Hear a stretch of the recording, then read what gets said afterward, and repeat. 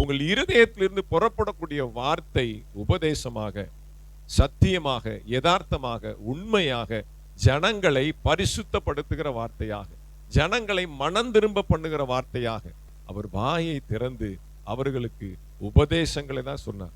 இன்னைக்கு காலைல டீ சாப்பிட்டேன், காலையில வடை சாப்பிட்டேன், போண்டா சாப்பிட்டேன், பேதுரு மாமி வீட்டுக்கு போன நல்லா சாப்பாடு போட்டுச்சு, பிரியாணி போட்டுச்சு, அதெல்லாம் எங்கேயும் ஊர் கதை, வந்த கதை, போன கதை, எதையுமே ஏசுனாதிரி எங்கேயும் உட்கார்ந்து ஜாலியா பேசின மாதிரி, ஏதாவது கேஷுவலா பேசின மாதிரி பைபிள்ல கிடையவே கிடையாது. அவர் வாயை திறந்தால் உபதேசம் மட்டும்தான் வெளியில வரும். ஏன்னா அவர் இருதயத்துல நிரம்பி இருக்கிறது ஞானம். அல்லேலூயா. ஞானத்தினாலே ஞானம் விளங்க அவர் பேசினார்.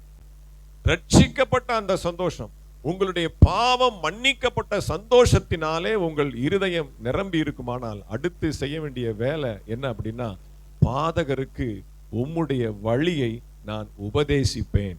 என் வாயை திறந்து என்ன பண்ணுவேன்? என்னுடைய பாவத்தை ஆண்டவர் மன்னித்த என்னுடைய ரட்சிப்பின் சந்தோஷத்தை என் வாயை திறந்து பாதகருக்கு நான் உபதேசிப்பேன். அப்பொழுது அவர்கள் தங்களுடைய வழியை விட்டு நீதிமான்களாக்கப்படுவார்கள். அதுதான் டார்கெட். அல்லேலூயா. அப்ப ஆண்டவர் பேசினதனுடைய நோக்கம் என்ன அப்படின்னா, எல்லாரும் பாவ மன்னிப்பின் நிச்சயத்தை பெற வேண்டும். அடுத்து வாசிங்க 14-15. தேவனே, என்னை ரட்சிக்கும் தேவனே, இரத்த பழிகளுக்கு என்னை நீங்களாக்கி விடும். அப்பொழுது என் நாவு உம்முடைய நீதியை கம்பீரமாய் பாடும். ஆண்டவரே, என் உதடுகளை திறந்தருளும்.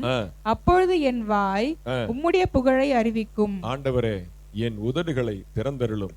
அப்பொழுது என் வாய் உம்முடைய புகழை அறிவிக்கும். அவருடைய புகழ் என்ன அப்படின்னா, ஜனங்களை பாவ மன்னிப்புக்கு நேராய் நடத்துகிறது, பாவிகளை நீதிமான்களாய் மாற்றுவதற்கு ஏதுவான வார்த்தைகளை நாம் உபதேசிப்பது. அல்லேலூயா.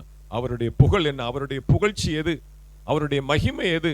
அவருக்கு புகழ்ச்சியாக நாம செய்யக்கூடிய காரியம் என்ன அப்படின்னா, அவர் நமக்கு செய்த மிகப்பெரிய நன்மை நம்மை பாவத்திலிருந்து மீட்டெடுத்தது.